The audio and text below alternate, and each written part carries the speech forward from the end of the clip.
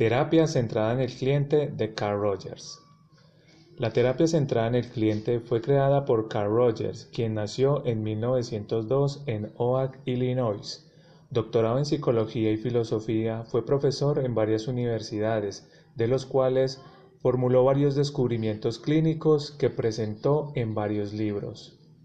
Rogers consideraba que en todo organismo existe una corriente subyacente que mueve al hombre hacia una realización plena, una tendencia al crecimiento, y que ésta podría ser reprimida mas no destruida. Basado en el método fenomenológico, frente al estudio de las experiencias subjetivas, a Carl Rogers se le relaciona con dada la importancia de su terapia en los determinantes del comportamiento. Rogers vio en su trabajo como psicoterapeuta que quienes asistían a consulta no buscaban que él resolviera sus problemas, en realidad iban en busca de sí mismos. Según Rogers, los seres vivos tienen una manera innata a la actualización. Esto le permite desarrollar todas sus capacidades. Cuando él y el ambiente se encuentren a tono, ambos se enriquecen y afloran las potencialidades.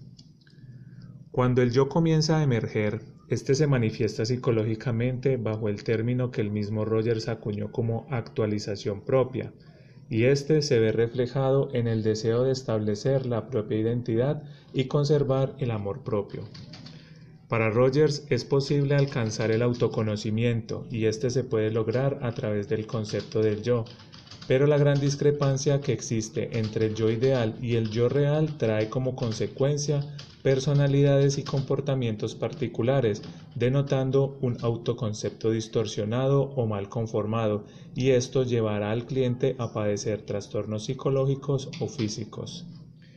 La terapia centrada en el cliente exitosa, según Rogers, el concepto propio se modifica al usar los sentidos sumando la experiencia visceral, confiando plenamente en sí mismos. Con este conocimiento, el cliente se da cuenta de lo que está sucediendo en su ambiente y en su interior. A continuación, vamos a exponer algunas de las técnicas que se utilizan en la terapia centrada en el cliente.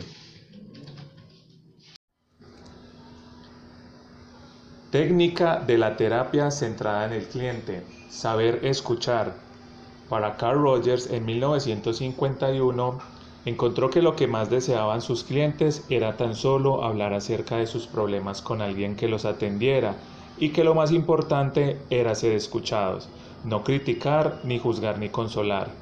Después de esto, el cliente se sentía mucho mejor.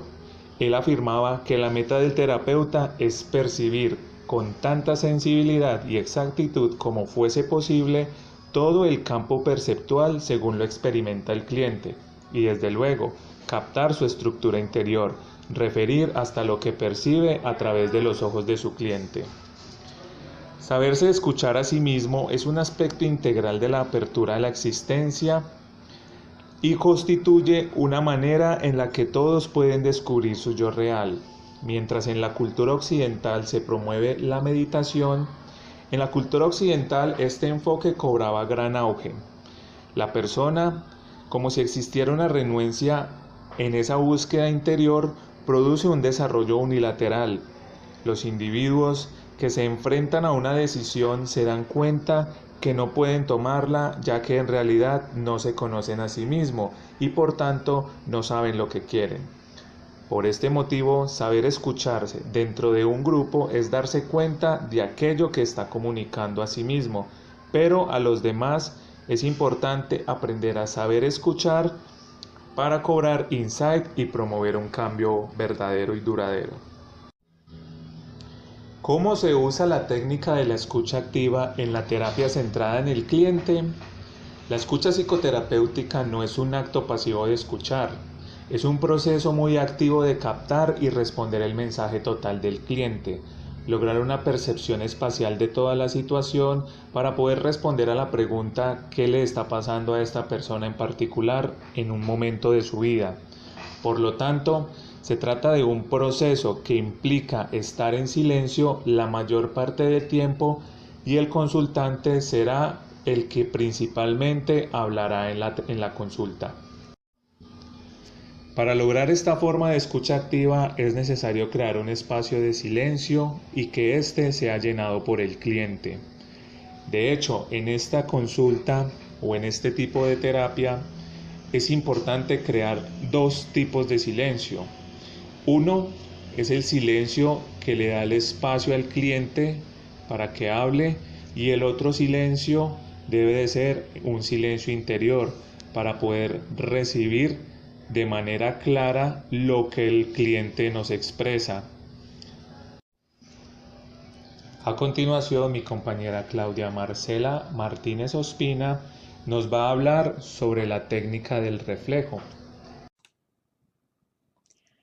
Vamos a abordar la técnica del reflejo, que hace parte también de la terapia centrada en el paciente. ¿Qué significa esta técnica de reflejo? Reflejar consiste en resumir, interpretar, parafrasear o asentar la comunicación manifiesta o implícita por el paciente. Es la forma de participar en la comunicación del paciente sin interferir con la experiencia de él mismo de ninguna manera. Consiste en devolver, en otras palabras, los contenidos expresados de forma más o menos textual.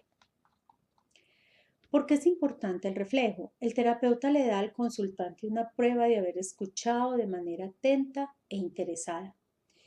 El terapeuta evita orientar hacia alguna dirección determinada la entrevista.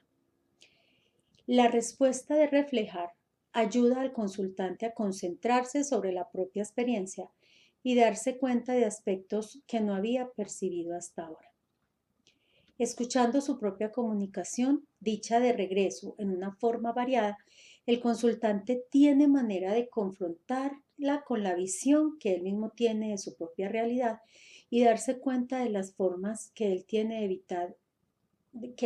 evitar confrontarse con experiencias que le resulten dolorosas o incómodas. ¿Cómo se hace? Se debe hacer respetando y devolviendo solo las percepciones de la persona, sin introducir ningún factor nuevo, solo reorganizando lo que viene del consultante. Correlativamente, el terapeuta ofrece constantemente la posibilidad de verificación sobre las actitudes de reproducción de ese sentimiento comunicado. Esta posibilidad de verificación o confirmación está dada particularmente por el tono del reflejo, que nunca debe ser interrogación o afirmación, sino una expresión neutra cuyo contenido será confirmado por el propio paciente, en coherencia con el centramiento del paciente postulado por Rogers.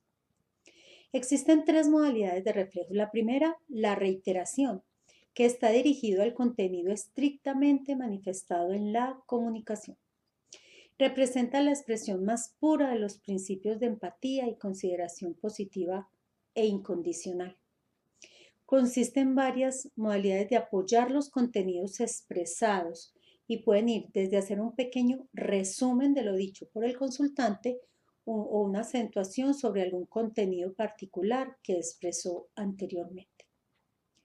El segundo, reflejo de sentimiento, es el que consideramos de eficacia terapéutica mayor y evidencia la línea fenomenológica elaborada por Roger en su práctica.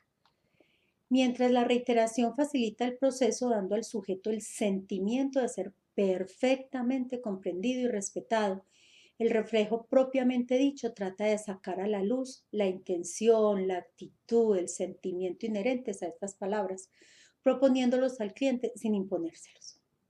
Apunta a recoger y devolver el componente emocional presente o inherente a la comunicación del consultante, mediante una verbalización clara como una proposición o una sugerencia y no como una imposición. El tercero, elucidación o clarificación.